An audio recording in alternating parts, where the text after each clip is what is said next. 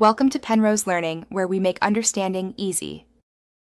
You begin by confirming the target drive is connected and not being written to. This preserves recoverable sectors. Next, choose Quick Scan for recent deletions or Deep Scan for formatted drives, because Deep reads low-level structures. Once chosen, enable file type filters so the software focuses on documents, photos, or video. That reduces time and noise. Start the scan now and monitor progress. You'll see estimated time, and found items populate as the engine parses the file system. Once the scan reports results, you review them using the preview pane to confirm file integrity.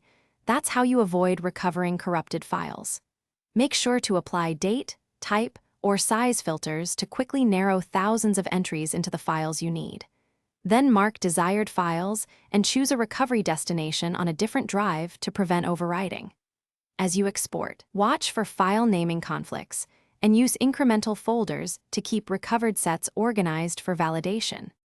You finish by verifying that recovered files open and behave normally. If the app shows checksums, compare them to ensure integrity.